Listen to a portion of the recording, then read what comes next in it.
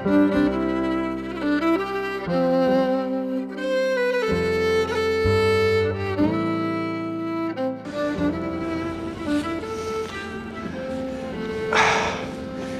Psalm 125, the towering stability of the natural and sacred landscape, Mount Zion, works together with the steadfastness of God, especially for God's own people, to offer affirmation and reassurance. But the mountains take us further.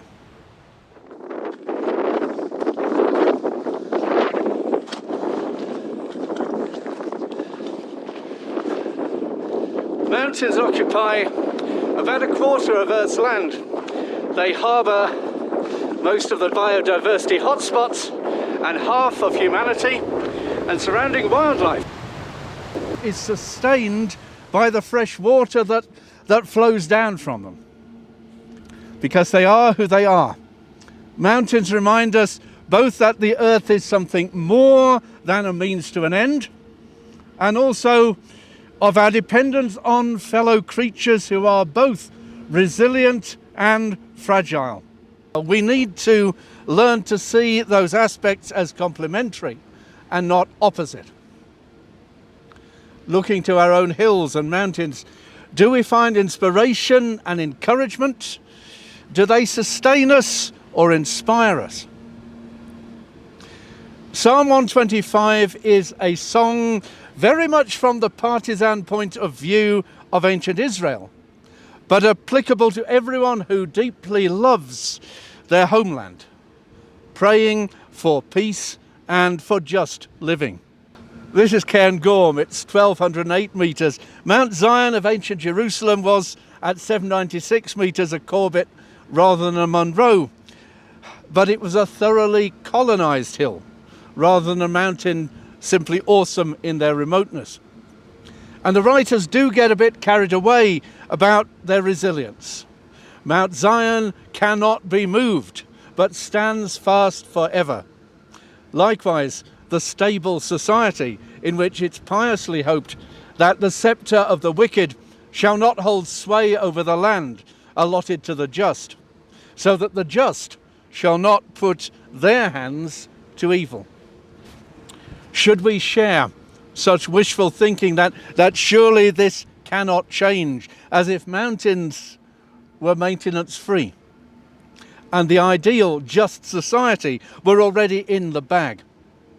When things are good and going well, we can surely rest assured that they will stay that way, can't we?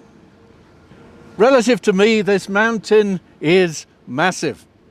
Relative to the needs of 8 billion human beings, mountains are very vulnerable and very fragile indeed.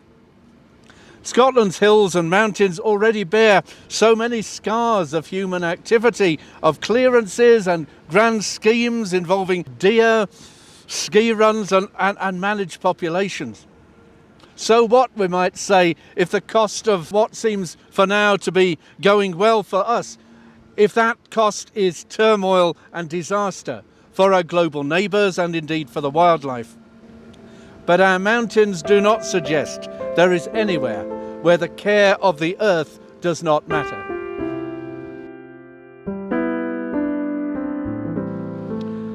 The loneliest paths of our mountains suffer erosion from walkers' feet, let alone from litter which would be dropped by sometimes folk like me.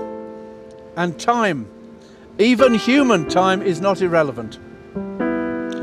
I can remember some things half a century ago, coloured by who, what and where I was at the time, but where have the butterflies gone? And the murmurations of starlings in our cities. A man who's been on the high seas for the last 2 decades told me how even in that short time things were getting stormier. Do such impressions matter, or should they be dismissed as hearsay? A mountain has a diversity of landscapes, ecosystems and species.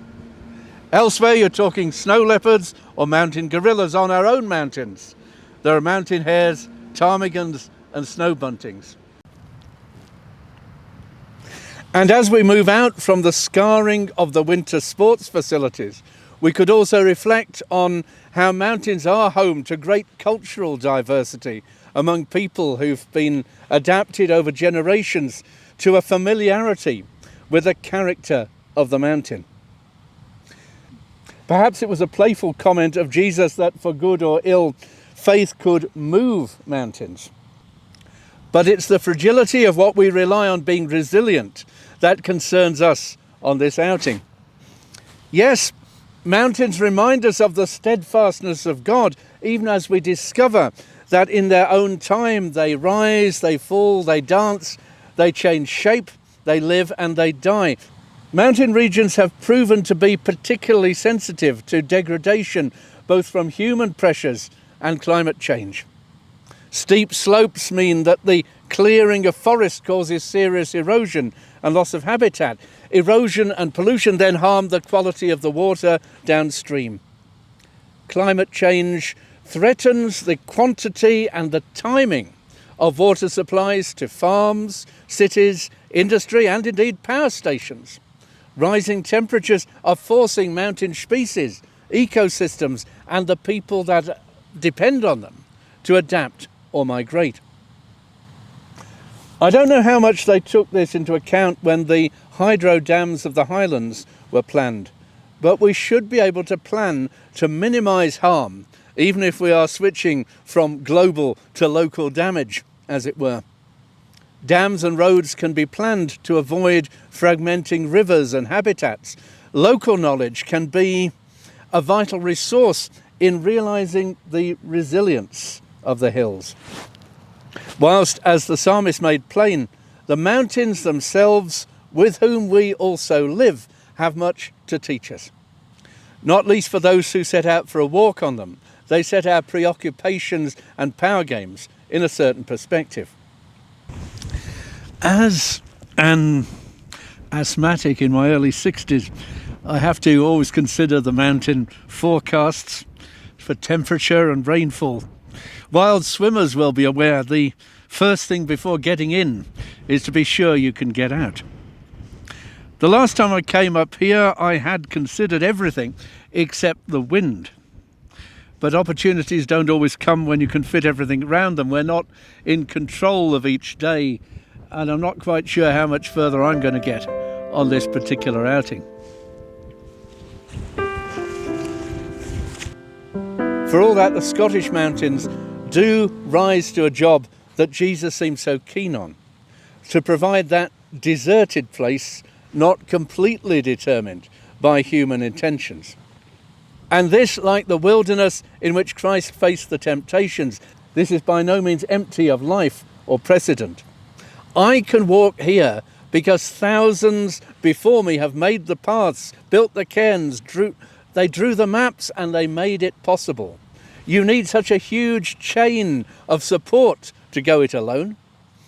The clergy and others who first mapped the Munros relied on Highland hospitality to do so. And even mindful of such support, to come up here on your own, you are confronted by the teaching of the mountain. Something very profound and countercultural, especially for those of us who've grown up with a colonialist heritage hand in glove with a culture prizing the heroism of exploitation and greed. You are confronted here with your limits. It would have brought me into serious danger to insist on the summit of every mountain I've visited, the ridge of Sylvan and the Sky Coolin, and watching others thread the needle on the cobbler. Those were wonderful for me because I didn't fall off. I'm grateful for every lesson not to fall victim to that abusively dangerous idea that our own value comes from what we can control and dominate or conquer, rather than what we can contribute. And yet, even in that, we either rely on the free grace of God or we fall into the trap of being bullied by our own insignificance. On a mountain, there's no argument. We're liberated by not being in charge.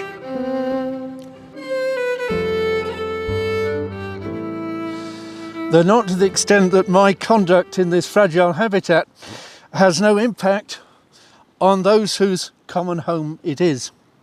Plastic or other rubbish would do harm to life up here as on the ground.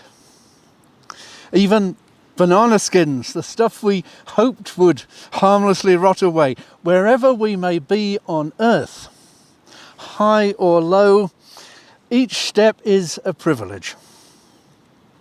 A walk up a hill, let alone a mountain, puts a different point of view.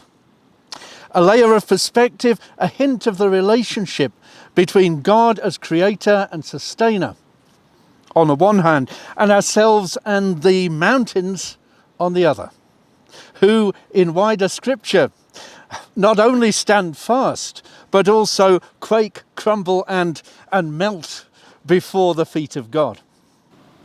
For me, every step up here has to be taken with care to avoid a twisted ankle or worse. And as I know from the misadventures of friends and colleagues far more skilled and experienced than myself, as the mountain neither knows nor cares that you're an expert, so the earth neither knows nor cares that the damage that we are knowingly doing and perpetuating with fossil fuels is in some noble cause like economic growth, energy security, or short-term jobs in one place, which ensure misery and even death in another. The best teachers and indeed mentors, indeed in many cultures the most valued grandparents, negotiate and nurture their pupils into a learning which is more than just knowledge. I'm looking beyond that utilitarian exploitation of what creation has to offer me to a withness, a solidarity, learning perhaps from cultures who have found it rewarding to enshrine in law the rights and personality of a river or indeed a mountain. It's been popular with congregations I've visited recently to point out that creatures are teachers, each with their own story to tell, which may shape our actions and indeed our hope for our good and for the good of the earth, to the glory of God. So let's have the courage to make that leap of realistic imagination in common with Bible writers. What is it that a mountain might love? What would offend them? What is it that sustains them or shifts them? Is this mountain living or just a pointless pile of rock? A garden fence for a holy city or a personal nurturing presence? Mountains as our friends, our allies, indeed as an expression of what Pope and Saint Francis both described as the motherliness of the earth.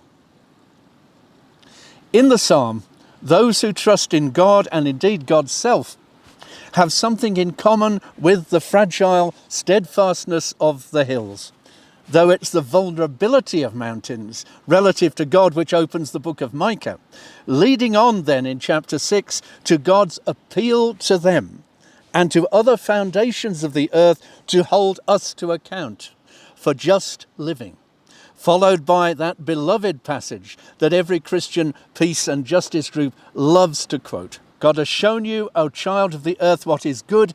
What does the Lord require of you but to act justly and love mercy and walk humbly with your God?